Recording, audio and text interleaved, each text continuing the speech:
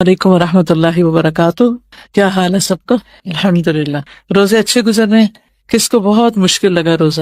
آپ کو ویکنس ہو گئی تھی؟ ویکنس کا کیا علاج ہے؟ جیسے کل میں نے آپ سے کہا تھا نا کہ اپنے ایک دن کے اندر جو آپ کے انرجی کے لیولز مختلف اوقات میں ہوتے ہیں ان کو ٹیسٹ کیجیے ایک دو دن کہ کس وقت آپ زیادہ بہتر کام کرنے کے قابل ہوتے ہیں. تو اپنے اہم ترین کام پھر اس وقت کر لیجیے، اور باقی جو آپ اپنی نیند وغیرہ پوری کرنی ہے وہ اس وقت میں کر لیں جب آپ کی انرجی لو ہو رہی ہو. اور میجورٹی کا تو الحمدللہ اچھا گزرا، اور اللہ سبحانہ تعالیٰ نے کتنی رحمت کی ہے کہ موسم اتنا اچھا ہو گیا. کوشش یہ کریں کہ وہ کام جو رمضان کے بعد ہو سکتے ہیں ان کو تھوڑا کٹ ڈاؤن کر کے، سوشلائزنگ وغیرہ کو یا اور ایسے چیزیں جو ضروری نہیں کہ ہم رمضان میں کریں، ان کے بغیر بھی کام چل سکتا ہے، تو ان کو کٹ ڈاؤن کر کے انرجی سیو کریں، اپنا ٹائم سیو کریں، اور جو رمضان کے آپ کے موسٹ امپورٹنٹ ٹاسک ہیں ان کے اوپر اپنا وقت لگائیں، تو انشاءاللہ زیادہ بہتر ہوگا. اور یہ بتائیے کہ کون سا والا روزہ رکھا ہے، عام روزہ یا خاص روزہ؟ خاص الخاص. گڈ. خاص الخاص روزہ رکھیں، ٹھیک ہے. اور اس کے لیے کیا کرنا ہوتا ہے؟ اپنے دل کو ردی خیالات سے پاک. ردی خیالات کی قسم کیا ہو سکتی ہے؟ مثلاً ردی خیالات، کسی کے بارے میں سوچتے رہنا اور بیکار کی باتیں سوچنا، اور ایسے خیالات جن کا حاصل کچھ نہیں. ٹھیک ہے. ردی خیالات کی ڈیفینیشن کیا ہے؟ وہ خیالات جن کا کچھ نتیجہ نہیں نکلنے والا، فائدے کی بجائے الٹا نقصان دینے والے. سب لوگ سحری کھاتے ہیں؟ کس نے سحری نہیں کھائی آج؟ اوکے. کم لوگ ہیں لیکن ہیں، تو اس لیے بہتر ہے کہ سحری کے بارے میں کچھ ضرور آپ سے بات کر لی جائے. نحمدہ ونصلی علی رسولہ الکریم، اما بعد، فاعوذ باللہ من الشیطان الرجیم، بسم اللہ الرحمن الرحیم. رب اشرح لی صدری ویسر لی امری واحلل عقدۃ من لسانی یفقہوا قولی. بسم اللہ الرحمن الرحیم.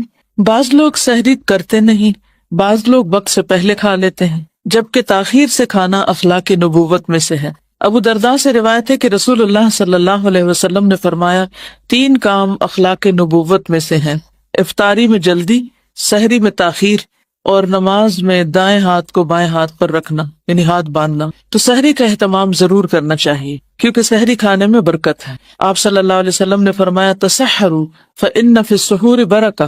سحری کھاؤ کیونکہ سحری کھانے میں برکت ہے، یعنی تھوڑا بھی کھایا ہو تو انسان کو روزے میں پھر ویکنس فیل نہیں ہوتی. ارباز بن ساریہ کہتے ہیں کہ مجھے رسول اللہ صلی اللہ علیہ وسلم نے رمضان میں سحری کے لیے بلایا اور فرمایا، ہلم الی الغداء المبارک، آؤ مبارک کھانے کی طرف. یعنی ہم ویسے بھی کھاتے ہیں لیکن سحری کا کھانا بابرکت کھانا ہے. بابرکت کھانے کا مطلب کیا ہے؟ کہ اس کھانے سے انسان کو ایک خاص قسم کی انرجی اور صحت نصیب ہوتی. ایک صحابی سے مروی ہے کہ ایک مرتبہ وہ نبی کریم صلی اللہ علیہ وسلم کی خدمت میں حاضر ہوئے تو آپ سحری کھا رہے تھے. آپ نے فرمایا، یہ برکت ہے جو اللہ نے تمہیں عطا کی ہے، اس لیے اسے مت چھوڑا کرو. مقدام بن مادی کرب سے روایت ہے کہ رسول اللہ صلی اللہ علیہ وسلم نے فرمایا، تم لوگ اپنے اوپر صبح کا کھانا یعنی سحری لازم کرو، اس لیے کہ وہ مبارک کھانا ہے. تو اب اس کو کھاتے وقت اس کو اپریشیٹ کرنا کہ یہ مبارک کھانا ہے. سحری ضرور کھانی چاہیے، خواہ پانی کا ایک گھونٹ ہی کیوں نہ پی لیا جائے.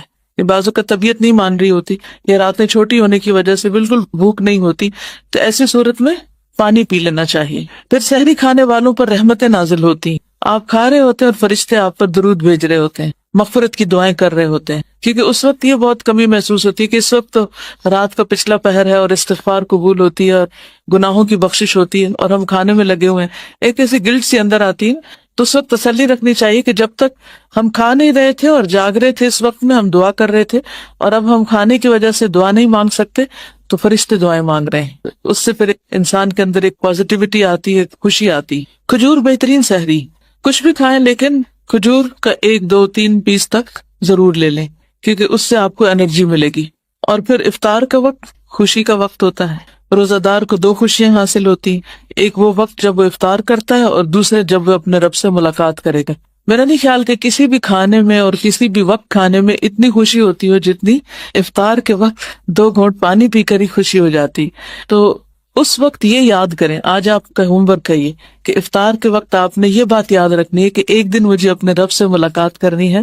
تو جس طرح اس وقت مجھے خوشی ہو رہی ہے، اللہ کرے کہ اس وقت بھی مجھے اسی طرح کی خوشی ہو، میرے اندر وہ ڈر نہ ہو، خوف نہ ہو کہ پتہ نہیں اب میرا کیا بنے گا. پھر یہ کہ افطار جلد کرنا مسنون ہے، افطار جلد کر لینا چاہیے. کیونکہ بعض اوقات ہم ادھر ادھر کے کاموں میں لگے رہتے ہیں، کچن سمیٹ رہے ہوتے ہیں، اچھا میں آ رہی ہوں، اور اس میں 2-3 منٹ بعض اوقات لوگ ڈیلے کر دیتے ہیں، تو ڈیلے نہیں کرنی چاہیے، بس ادھر اعلان ہو اور دوسری طرف افطار ہو جائے، چاہے پانی کا گھونٹ ہی کیوں نہ ہو۔ بہترین تو یہی ہے کہ کھجور سے کھولا جائے روزہ، لیکن اگر کھجور نہ ہو تو پھر پانی کا گھونٹ، دودھ کا گھونٹ، جو بھی چیز ہو اس سے کھول لیا جائے۔